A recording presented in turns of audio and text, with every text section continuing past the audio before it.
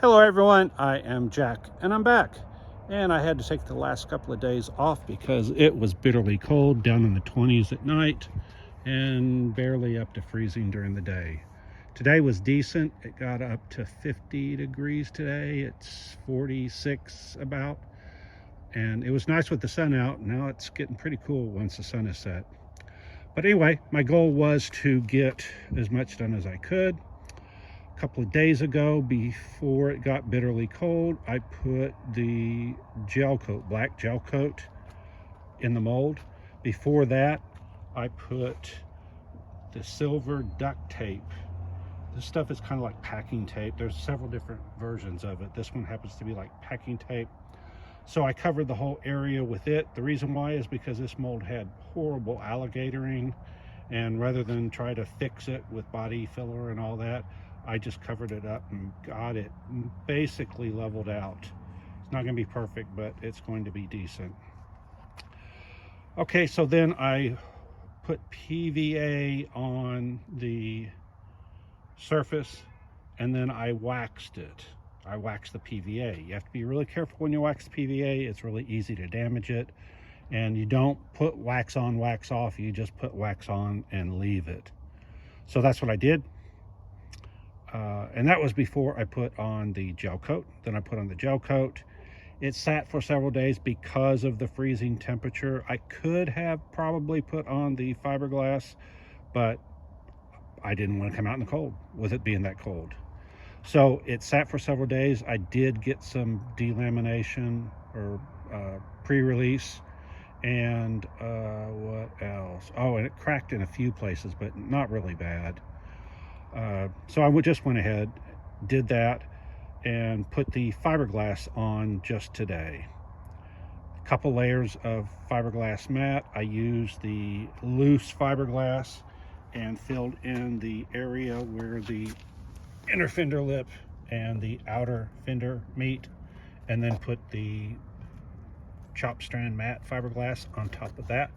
This has been on a couple of hours and some of it's already cured enough. This over here is still a little tacky, but that's the last area I did. Oh, let's see. I extended the tape along the edge there for the fender lip because it didn't have a really good fender lip there, and it slanted inward, and I already know from working with it over on the other side that would cause an issue.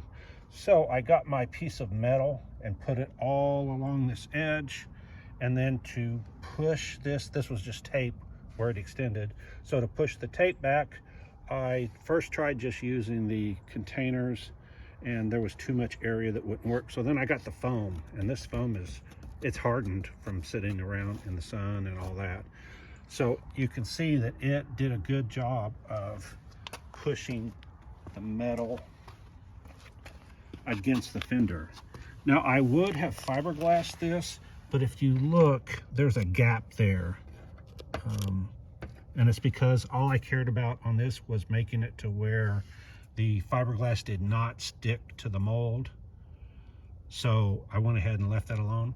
What I will do is once this cures enough and I pull that off, I will make sure that lip is in good shape, and then I will put the metal back on and extend this so that this is where, if you remember, this is where the new fender bolts to the C8 inner fender area. So, whoops, nope, it's definitely not cured over here. I did mix the mixture a bit hot. So when you mix it up, it can be typically between 1% and 2% of MEKP to the resin. I mixed 2 cups, which is basically 480 milliliters, and that means you could be as much as 10 milliliters of hardener. So I mixed it somewhere between 5 and 10. 5 is the 1%, 10 is the 2%. And the reason why is because it's cooler, and I was hoping it would cure faster. I wasn't highly accurate with my measurement because that's a wide range between 5 and 10 milliliters, especially since my little thing is a milliliter. So anyway, so I'm shocked this side is not nearly as cured as the part over there. No big deal. I really can't do anything, or shouldn't do anything till in the morning, so it'll be cured by in the morning. All right, that's all I've got for now. If you remember right, the purpose of this is to fill that gap. Remember, my wheel well opening wasn't exactly centered on the wheel, so I needed to move it a little bit. So this, all I need is the wheel well section, and I will graft this onto the passenger side fender. And when I do that, I'll show you some of the ways I've learned to make both sides mirror images of each other as close as possible. All right, that's all I've got for now. Like, subscribe, hit the alert, hit the thanks if you want to donate, and if you don't like what I'm doing, you don't know Jack. Bye.